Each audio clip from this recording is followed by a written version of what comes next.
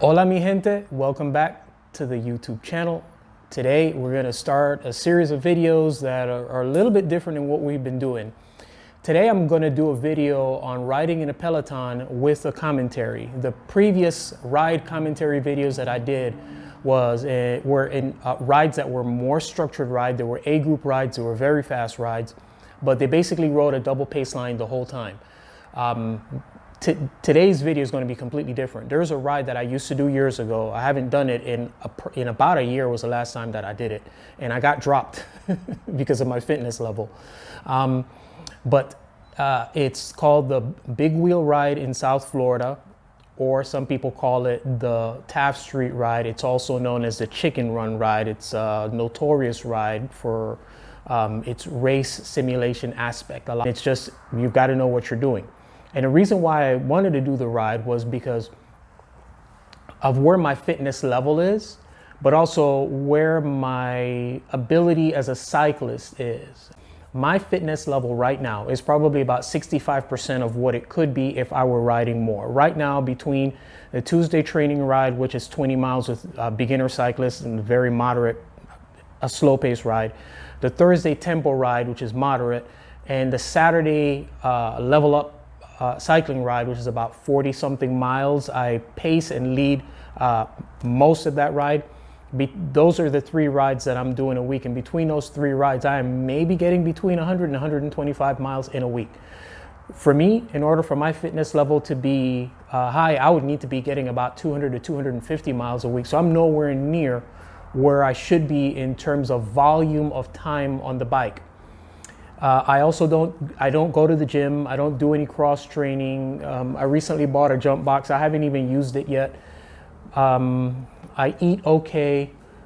I don't run. I don't swim. I don't do any of that stuff. I've been working out my entire life. I've been involved in sports ever since I was a kid. And I'm just at the point where I don't even feel like doing calisthenics. What I do is I do a masterful job of recovery. I get good sleep. I get good naps, and I get good massages. I get massage about once a month. Sometimes I can squeeze 2 in a month, and I get a stretching session in there as well. I also do foam roll every once in a while, and I eat okay. But I did a commentary on this video because I want to show that part of it is having a very high fitness level. But the other half of it is really knowing how to handle your bike. There are a lot of people who are in way better shape than I am, but they couldn't hang in that ride because they just don't know what they're doing. They don't know how to position themselves in the wind. They don't know how to shoot the gaps. They don't know how to draft. They don't know how to hold the wheel. They don't know how to corner. And I'm gonna highlight some of these things as we go through the video, and hopefully it'll serve as a tutorial for those of you who are looking to take your cycling to the next level, learning how to be fluid on your bike, learning how to ride your bike properly, learning how to have a good, proper, efficient pedaling technique, learning how and when to be aerodynamic. That is such a huge deal. Without further ado, here's the video, the Big Wheel Chicken Ride, Taft Street Ride, Peloton style, very fast ride with my commentary. And let me say this, I didn't do the whole ride, not because I couldn't, but because I had a commitment with my wife. So when you see me peel off, I wasn't getting dropped, I wasn't in distress. The part of the rides where I'm gonna tell you that I was in distress, I'll tell you when I am in distress on the ride. But when I pulled off, I wasn't in distress. I just had a commitment with my wife that we were gonna go out and it was gonna be wifey time. And that comes way before cycling. So enjoy the video, guys. So one of the things about this kind of ride is it's good to get a warm-up, which I didn't really get a very good one. I live maybe just a few hundred meters away from where the group picks me up at here. They've already got I would say about 5-6 miles in their legs of high-speed riding. So the first two guys you see go by, Roger, I didn't know who the other guy was. They went by their part of the breakaway. And here's the group. So you'll watch my speed. I start to bring my speed up gradually. I don't get all excited when I see the group. I don't go from 21 to 30. I just start picking up my speed, and what's going to happen is that the draft is actually going to start to pick me up. But also we have a left-hand turn about 100 yards away from where we are right now. So I see folks that I know. We do our greetings, that kind of stuff. It's typical. One of the reasons why I love doing this kind of ride is because, you know, this is where a lot of my friends are, people that I don't get to see on a regular basis, like Louis J right there. I get to see them on these kind of rides. So here we go. We're getting ready to go through a left-hand turn, and you can see where the speed is. You can, well, by the way, let me say this, and I know I mentioned this before. Call out a truck. My speed matrix is going to be a little bit crazy. We're going to go down this road. We're going to be kind of like going back and forth between 27 and 30, and the points where you see it saying 34, 35, just ignore that. We're not doing that. I don't know why the GPS is jumping all over the place. But what I'm doing here is, this is a little bit of a shock to my system. I did a couple, you know, up and down, you know, I would call them laps on the street, the Sheridan Street, before the group came by, but they're not enough to warm me up. So my heart rate went from like, you know, 70 to like 150, just like that. And I know one of the things that happens in this group based on where I jump in is that there are a bunch of people behind me. So those gaps and things like that that you see starting to pop up here and there, I'm not too worried about them, because I know that the group is going to bunch up, and also I can see ahead of me and I can tell what's going on. If it were like a long thin line and people were getting stretched out, then I'd be worried. So where I can, I move up a little bit, but again, I'm not getting too carried away. I'm just trying to make sure that I hold a good pace, that I get caught up in the draft, and that I'm just rolling along.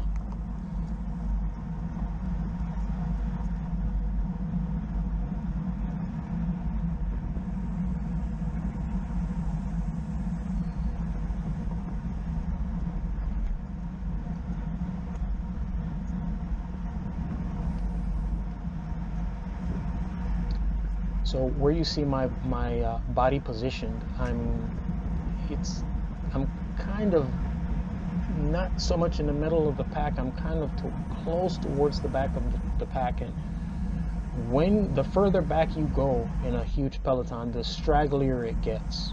So one of the things that you're seeing is a result of that, where it's not a really tight, compact grouping. People are just kind of there, but you can still benefit from the draft and tuck in.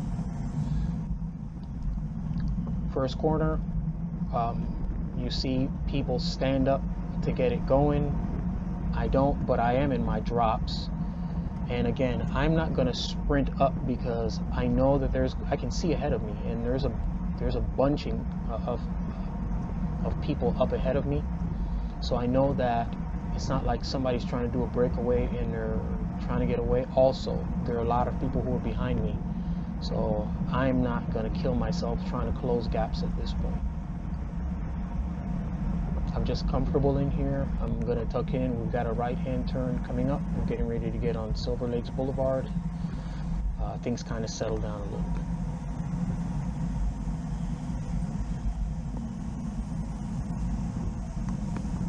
That's Jermaine Lee in front of me, a member of Level Up, somebody that I trust, good wheel to be on, and we're going to lean in and kind of like take this curb here together.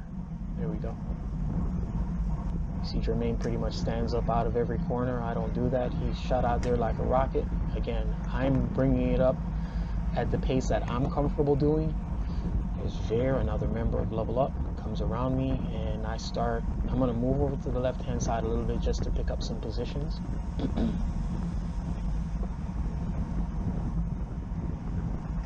But as I'm over here, I realize that I'm on a dirty side. The wind is coming out of the west-northwest, kind of, sort of.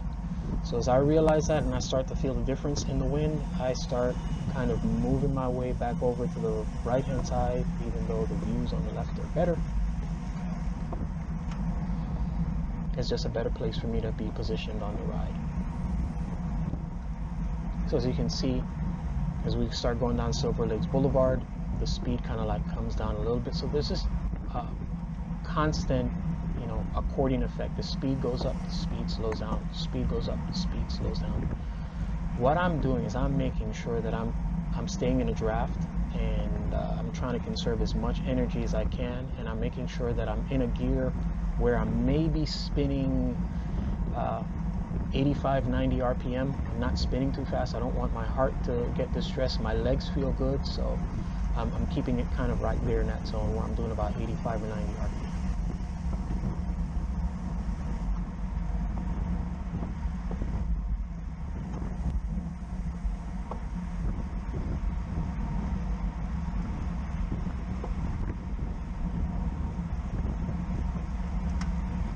I also pay attention to the cyclists that are around me. Even though the dynamic with riding in a Peloton is a little bit different, the person that I'll have around me right now will not be the same person that I'll have around me in the next 4 or 5 miles. But you still kind of pay attention. Some of these guys I know, some of them I don't know. Some guys, as you watch them ride, you can tell that they've got a good skill and they've got good control of their bike. Other guys, you can tell that they're the only reason they're here is just because they have the fitness level to be here, but they're not necessarily good cyclists. And yes, there is a difference.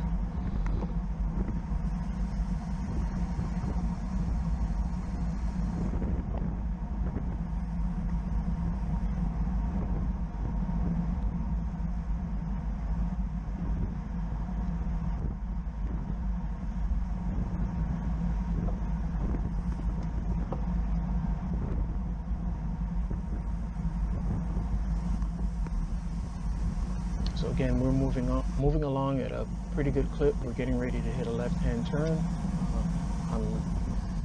Now I'm going to start to slide over to the left-hand side, because as we make that left-hand turn, the wind is going to be coming over my right shoulder.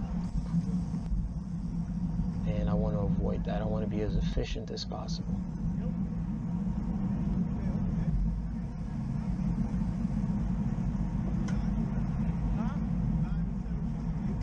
Conversation with my friend Leon, who was asking me if I'm recording in 720. I told him, no, man, I'm recording in 1080. Leon, who just passed right there in the black and white. One of the neat things about Leon is you watch him pedal. Leon is masterful at conserving energy. He's really, really good at that.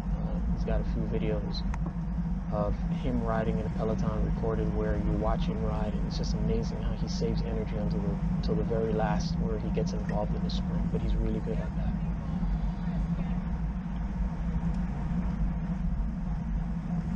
Now, I will say at this point,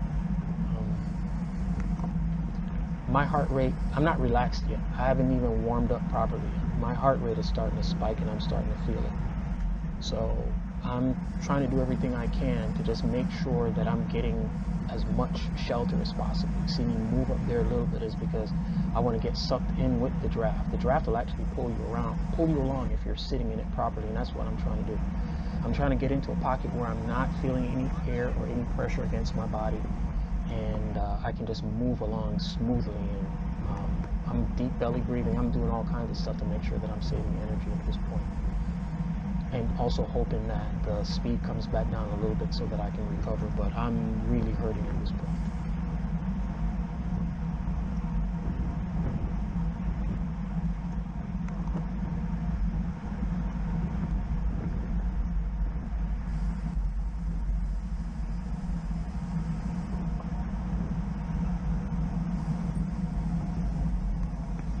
So here we're getting ready for a right-hand turn. I'm going to position myself to be able to take the turn and hold as much speed as I possibly can. So I'm at the outside.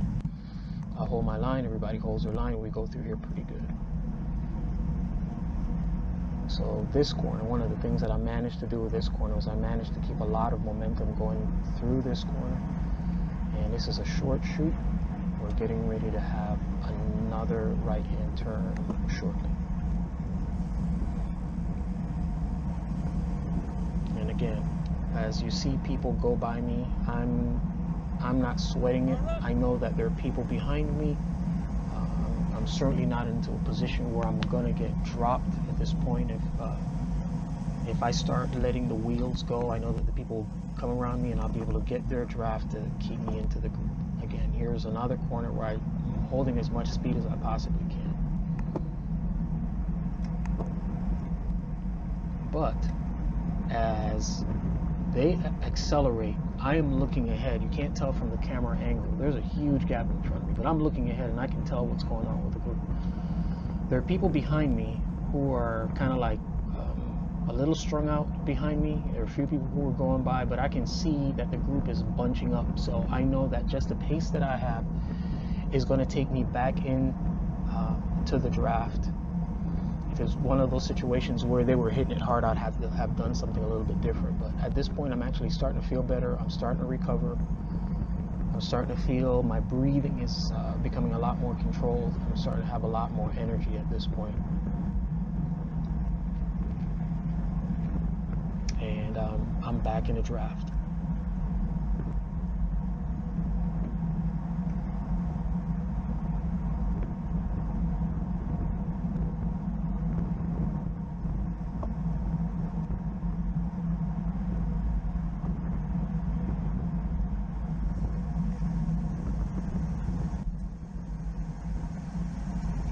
This particular road that we ride on is a road that I ride all the time. It's part of a couple of my routes that I take, either when I'm riding with a small group or I'm solo. And I know that occasionally there's potholes on here, and I'm following wheels, but I'm actually trying to position myself away from where I believe the potholes are, which is another thing. It's important. You're more relaxed when you know the road and you know what's upcoming. So the way that I'm positioned right here, there are people behind me, there are people to the right and to the left of me, but I'm in a position right here where I can actually see if there are any potholes or anything that I need to take evasive action at this speed, I'd be able to do.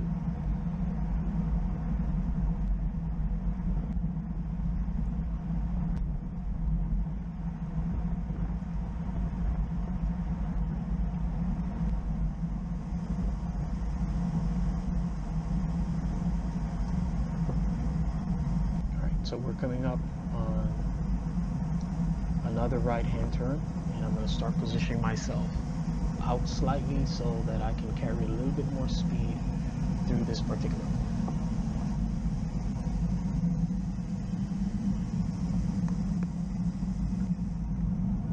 I'm lined up, and at this point I've already started pedaling. I don't wait until the bike straightens out to start pedaling. I start pedaling sometimes at the apex, sometimes slightly before I brake, or I adjust my speed before I get to the turning point. And once I start turning, I'm either able to lean the bike in and rail the corner, or I can actually lean slightly and start pedaling. Again, the wind is coming from the left, so one of the things that I start doing is I start positioning myself slightly over to the right. This guy is gonna kind of do a shimmy over to the right, and I'm going to ask him to hold his line because he did something that was a little bit unexpected. Here we go. I ask him to hold his line. He looks back, he adjusts himself, and I don't need any more of that, so I'm going to go by him at this point. And when you're riding in a group like that, there's nothing in front of you, there's nothing going on around you. There's no reason for you to suddenly move your bike from one side to the next. It's dangerous in a Peloton. Whenever I move my bike around, if I'm changing positions, I do it gradually. Sometimes I'll actually look down. You don't have to take your eyes off the front. You can look down at the ground.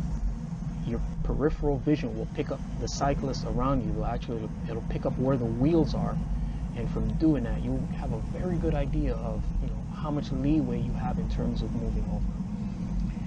We're coming up here and people are starting to call out an obstacle. There's a car that's stuck at the light. This group, they're just going to go right through the light. So we see it, we avoid it. Always paying attention. Oh, here's another big thing about riding in a Peloton. Rule number 1, pay attention, concentrate. Rule number 2, pay attention, concentrate. Rule number 3, pay attention, concentrate. This is not the type of riding that you're going to be having conversations. It's not the type of riding where you're listening to music.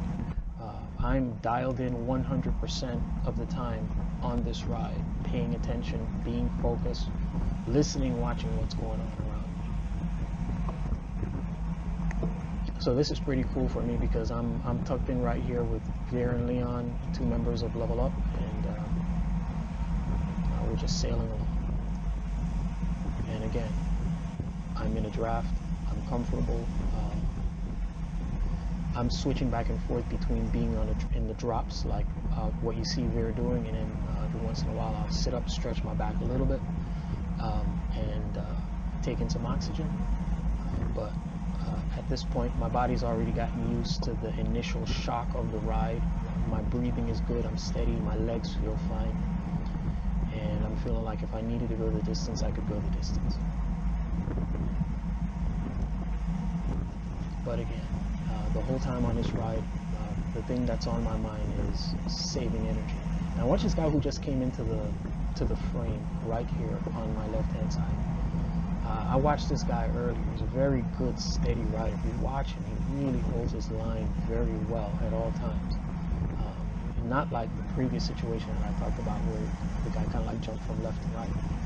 He holds his line, he rides good, steady. You don't have to worry about him doing crazy stuff around you. So these guys are having a conversation. We're going around.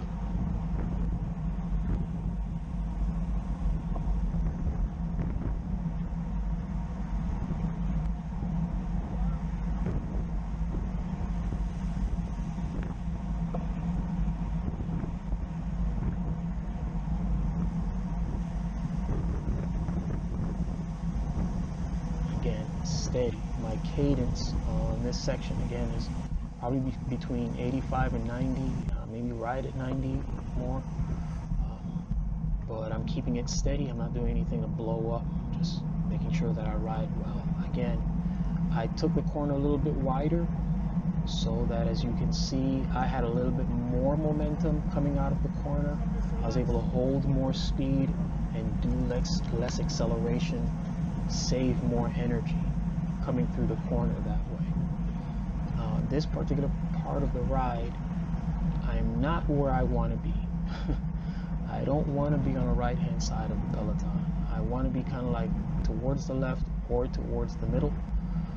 But again, this is one of those roads where I know there's some potholes and there's some different things. There are actually also some grooves in the road.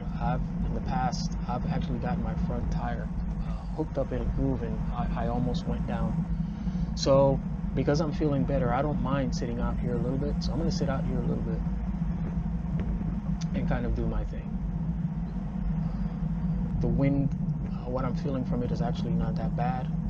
Riding behind Roger, kind of, sort of. I believe in a little while somebody's getting ready to come by me on the right hand side. But I'm just riding and tugging.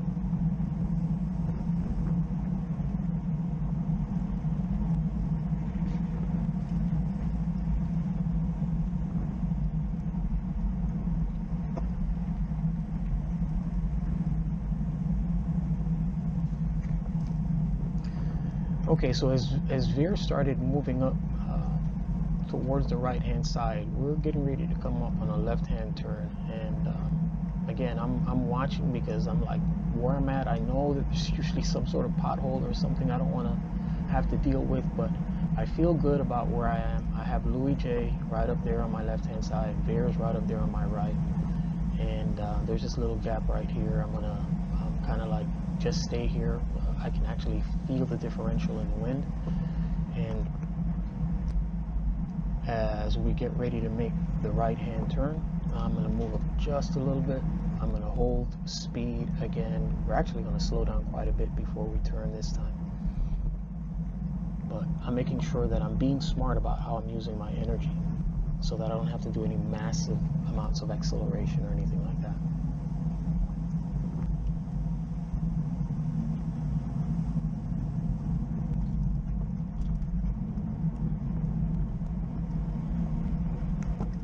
That's probably one of the few times that I actually stood up to pedal, just to kind of like hold momentum, hold position. And again, here we go. We're heading north again. Like I said, the wind is coming out of the northwest, so I want to have my body positioned over on the right-hand side of the Peloton. And I've got people around me. I'm shielded. I'm feeling good. And this is really the way that I was able to stay in here. I can pedal my bike at 85 to 90 RPM, 90 to 95 if I need to for a little bit of an acceleration. I've got my breathing under control. The pace is good. I'm not pulling out a whole lot of power. I'm not closing any gaps or anything like that. I'm staying on the wheels so that if something happens, I don't have to make an effort to try to shut it down. I'm being very careful about how I marshal my energy. If I were going to stay in here the whole time, I'd been popping gels and drinking a lot more than I have been this portion of the ride. But I'm in full energy conservation mode. I'm probably in my drops right here at this point because there's more aero to be in your drops. I've pulled my my butt forward on the saddle so that I'm comfortable. And I'm keeping it together. I'm not killing myself. Regardless of what it looks like, you sit there and you look at the speed and you're like, man, they're going at it. Nope. They may be going at it, I'm not. I'm saving energy. And that's the way you're able to keep up with this kind of ride if you don't necessarily have the fitness level to be able to do it, is by paying attention, saving your energy, staying on the wheels, cornering properly, making sure that you look ahead, pay attention to what's going on. Sometimes you'll look ahead and you'll notice the front part of the group starting to get stretched out. Don't wait till the person in front of you starts accelerating. You need to start accelerating before they start accelerating so that when they're going, you're going. And if anything, you're easing up a little bit because you're getting ready to eat their rear wheel. So again, paying attention. We've got a situation up here with cars, with the traffic at the traffic light. Even though we had a green, I think we had a car that was going through a little bit slow, but you pay attention to those things. So my antennas are up. Any little thing that happens, I'm making sure I'm paying attention to pace, change in pace, just so that I don't have to later on do some sort of effort to make it up.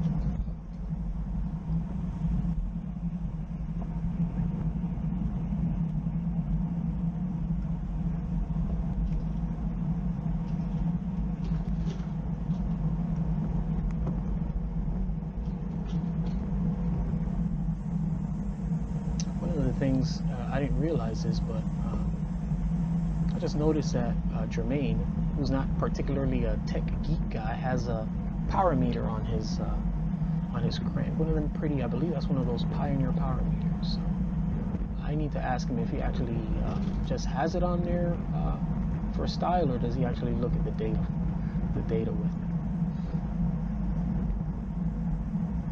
That's a little bit of an inside joke.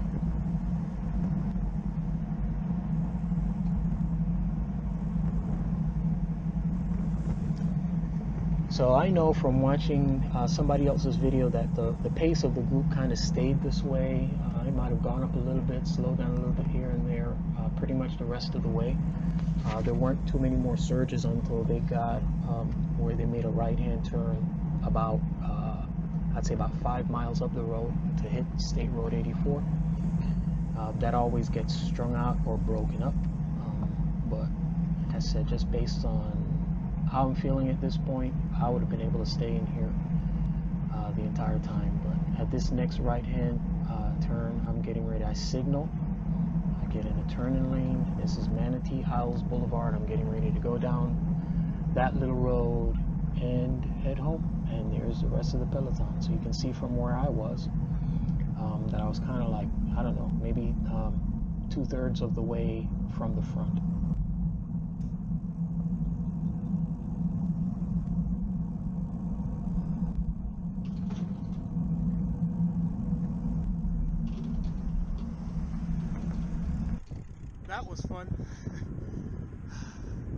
It's always fun riding with the Peloton.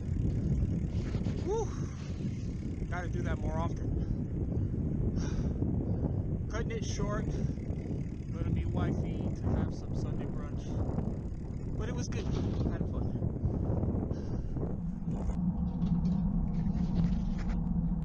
Okay, guys, so that's it. That's my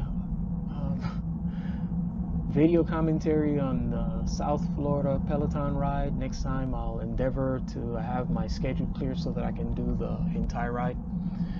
Please like, comment, subscribe, share this video. Let me know what you guys think. If you'd like to see more of this kind of content, I'd be much obliged to jump into some of these rides and get it done for you. All right, guys, thanks for tuning in. Thanks for watching. Be blessed.